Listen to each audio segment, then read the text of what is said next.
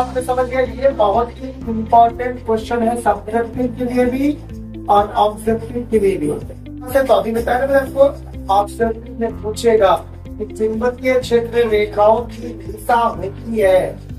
बताओ, चुंबकीय क्षेत्र रेखा समझ गए। सबसे पहली विशेषता, चुंबक क्षेत्र रेखाएं काल्पनिक होती है। That's the first characteristic of magnet line. Magnet line होती है इसको अंग्रेजी में, ठीक है, मैग्नेटिक लाइन या मैग्नेट लाइन। तो मैग्नेटिक लाइन की पहली कैरेक्टरिस्टिक यानी विशेषताएं या गुण क्या है बताओ। तो यह रेखाएं काल्पनिक होती है।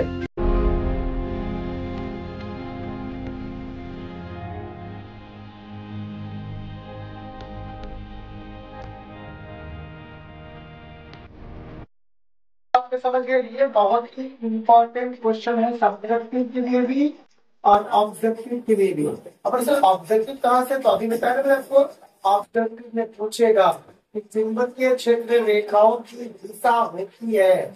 बताओ, चुंबकीय क्षेत्र रेखा समझ गए। चुंबकीय क्षेत्र रेखाओं की कुछ विशेषताएं होती है। विशेषता बोलो या गुण बोलो, दोनों एक ही चीज है। तो मैं आपको कुछ गुण बताया और ये बहुत ही सरल और आसान चीज है। सबसे पहला आपको ये फिगर दिख रहा है क्या, ये चुंबक क्षेत्र के फिगर को हम काल्पनिक रूप से दिखाए हैं। ये हकीकत नहीं है, ये वास्तविकता नहीं है, काल्पनिक है। तो ये रेखाओं की जो दिशाएं होती है काल्पनिक। सबसे पहली विशेषता या गुण क्या बताओ, चुंबक क्षेत्र रेखाएं काल्पनिक होती है। That's the first characteristic of magnet line. Magnet line होती है इसको अंग्रेजी में, ठीक है, मैग्नेटिक लाइन या मैग्नेट लाइन। तो मैग्नेटिक लाइन की पहली कैरेक्टरिस्टिक यानी विशेषताएं या गुण क्या है बताओ। तो यह रेखाएं काल्पनिक होती है। ऑब्जेक्टिव आएगा, मैग्नेटिक लाइन होती है, चुंबकीय क्षेत्र रेखाएं होती है। वास्तविक, आभासी या फिर इनमें से कोई नहीं, क्या बताओ। काल्पनिक कोई आभासी होते हैं ना।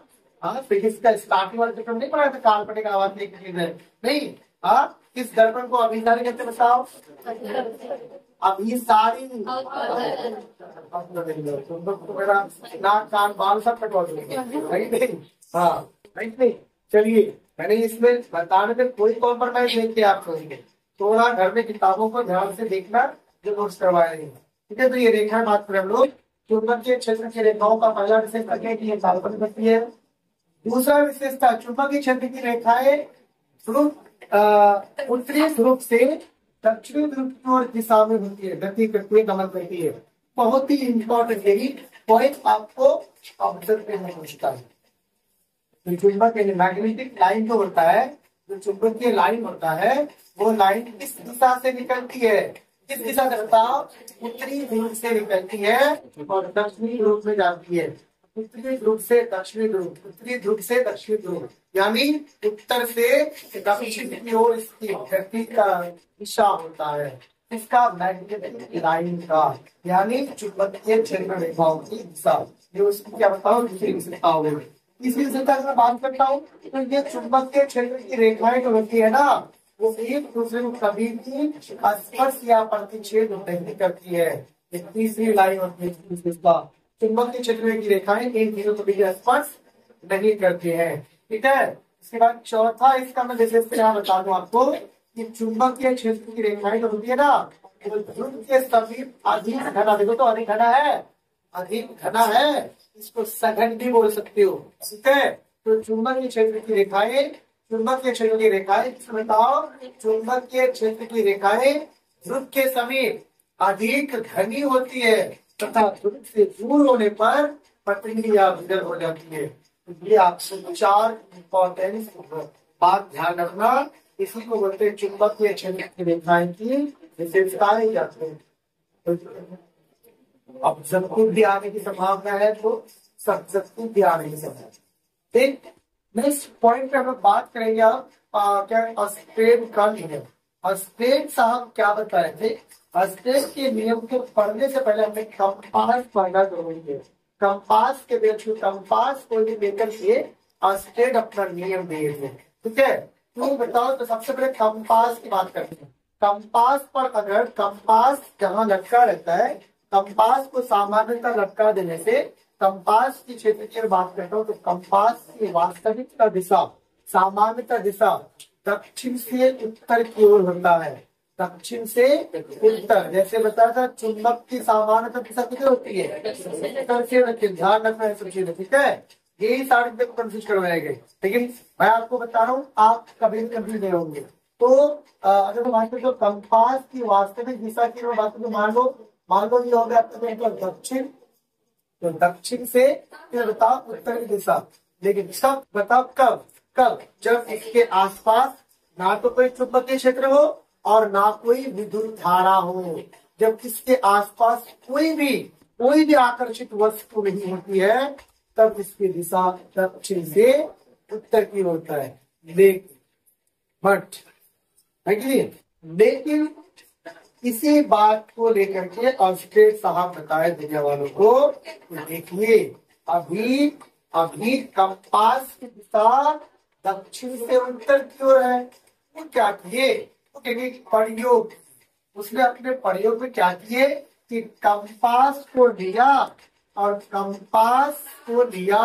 और पहले कंपास की दिशा उसने बता दी दक्षिण से उत्तर की ओर। फिर इसके बाद उस कंपास के करीब से उसने क्या बताओ, चालक वायर निकाल दिया। चालक वायर कैसे, मैं आपको इसे एक प्रयोग की सहायता से दर्शा सकता हूँ। इसमें कोई दिक्कत नहीं आता, इधर चुंबकीय क्षेत्र करती है। अब तक किसी को कोई डाउट पूछ सकते हो, एनी डाउट किसी को कोई दिक्कत है तो हम बात करते हैं ऑस्ट्रेट का नियम, यानी उसने कहा एक ही होता है या कोई और भी वस्तु है जिससे ऐसा हो सकता है। तो उसने 1820 में एक प्रयोग किया था। मैं आपको साधारण था एक प्रयोग ऐसे करके दिखा देते हैं, ठीक है। उसने एक स्टैंड लिया, ठीक है, उसने ऐसे एक स्टैंड लिया, ठीक है, यहाँ ध्यान से देखिएगा, ठीक है। और इस स्टैंड को, इस स्टैंड में उन्होंने यहाँ पर मान लीजिए स्टैंड खड़ा कर दिया। उसके बाद यहाँ उसने बैटरी लगा दिया, ठीक है। और उसके बाद बैटरी लगाने के बाद उसने क्या कर दिया, इसको फिर ऐसे इसके बाद इस स्टैंड में उन्होंने एक वायर लगा दिया, बताओ वायर। और इस स्टैंड में ऐसे करके उसने बताओ, आप लोग यहाँ से देख लीजिएगा, ठीक है। इसमें उन्होंने एक क्या बताओ, एक कंपास रखा है, ठीक है, ध्यान करोगे, ठीक है। इसने एक स्टैंड लिया, उस स्टैंड में इससे कंपास रखा और कंपास के करीब से ऐसे उन्होंने एक क्या बताओ, एक उसमें से बिजली का तार लगा दिया। क्या लगा दिया बाबू साहेब, बिजली का तार लगा दिया कंपास के करीब से होकर। और इस बिजली के वायर को उन्होंने क्या बताओ, बिजली के वायर को उन्होंने क्या बताओ, विद्युत धारा प्रदान कर दिया। अब वो क्या देख रहे हैं इसमें, उसके बाद इसको उसने क्या, इसको उसने यहाँ पर बैटरी से जोड़ दिया, ठीक है, बैटरी से जोड़ दिया। उसने किया क्या बताओ, उसने जैसे ही इससे बैटरी से बिजली धारा प्रदान किया, तो बिजली की धारा जैसे ही इधर आई, इधर आने के बाद इसके हाथ के कंपास की दिशा बिजली धारा प्रभावित करने से पहले कंपास की दिशा जो थी वो क्या बताओ, वो था आपका साउथ से नॉर्थ की ओर, ठीक है। लेकिन जैसे ही उसने बिजली धारा प्रभावित किया, इसकी दिशा बदल गई और दिशा बदलते साउथ वाला इधर आ गया और नॉर्थ वाला इधर आ गया। यानी ये जो दिशा बदली, कंपास ने जो अपना दिशा बदला, कुछ तो हुआ होगा तब ना बदला। और दिशा कब बदला, जब उसके करीब से बिजली का वायर या तार गया होता, उसने फौरन पता कर दिया। इसका मतलब किसी वस्तु को डांस कराने का कैपेसिटी सिर्फ चुंबक में ही नहीं होता है, बल्कि बिजली में भी होता है। और बिजली के द्वारा भी किसी वस्तु पर नागिन डांस करा नहीं, तो ये जो करवा रहे, ये नागिन तो है, ये नागिन सुना पहले उसने, देखो अब यहाँ पर देखो, अब ये जो कंपास है वो यहाँ कंट्रोल कर दिया उसने। यहाँ मान लो उसने क्या बताओ, स्विच लगा दिया, अब स्विच ऑन कर रहा है तो नागिन ऑफ कर रहा है, तो शाम है कि नहीं?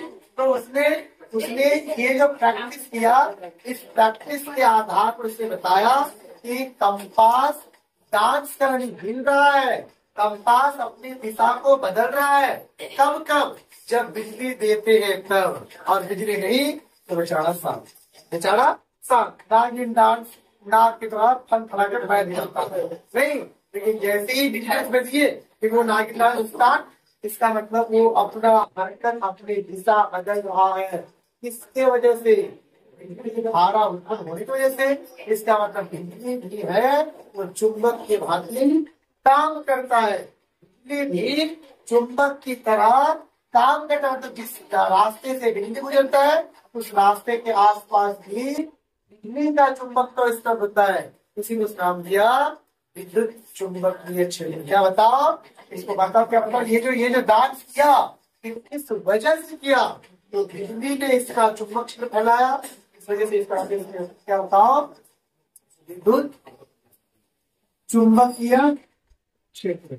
विद्युत चुंबकीय क्षेत्र नाम दिया क्या बता, विद्युत। तो इसीलिए कहा था कि विद्युत के द्वारा भी चुंबक क्षेत्र फैला या उत्पन्न किया जा सकता है।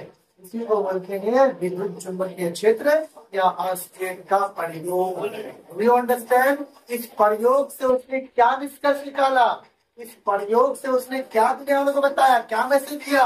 कहा कि बकलोल तो नहीं बोला था, कहा कि दुनिया वालों आप लोग ये सोच रहे हैं कि सिर्फ चुंबक ही अपने तरफ चारों तरफ चुंबकीय क्षेत्र फैलाता है, ये गलत है। ये ही सिर्फ नहीं बल्कि चुंबक क्षेत्र सिर्फ चुंबक ही नहीं बल्कि बिजली भी चुंबक क्षेत्र पर काम करती है। बिजली भी अपने चारों तरफ क्षेत्र में आकर्षण बल काम करता है, आकर्षण क्षेत्र उत्पन्न करता है। इस क्षेत्र के नाम से विद्युत चुंबकीय क्षेत्र नाम दिया। और विद्युत चुंबकीय क्षेत्र का प्रतिपादन किसे बताओ, कौन बताओ? ऑस्ट्रेलिया ने किया था। और ऑस्ट्रेलिया की अगर मैं बात करता हूँ तो ऑस्ट्रेलिया ने यह प्रयोग 1800 का बताओ 1820 दुनिया और बताया कि विद्युत के द्वारा भी चुंबकीय क्षेत्र उत्पन्न किया जा सकता है। और उसको कंपास की सहायता से उसके समीप विद्युत धारा प्रभावित करके स्पष्ट कर दिया। Do you understand? सबसे दुनिया वाले बोला हाँ, बिजली भी अब आपको खींचता है। बिजली जो खींचता है उसके अंदर ही चुंबक तो स्टार्ट होता है तब ना। इस बात को कौन बताया? कब बताया? तो आपको पूछेगा विद्युत चुंबकीय क्षेत्र, विद्युत चुंबकीय क्षेत्र, विद्युत चुंबकीय क्षेत्र पढ़े ना, विद्युत चुंबकीय क्षेत्र पढ़े ना, या विद्युत चुंबकीय क्षेत्र खोज किसने किया था? ठीक है, तो आपको ये बोल सकता है विद्युत चुंबक से आप क्या समझते हैं, या विद्युत चुंबकीय क्षेत्र का खोज किसने किया था, प्रयोग को दर्शाए। ये आपको करना। तो अंडरस्टैंड, ठीक है, चलिए मैं आप लोग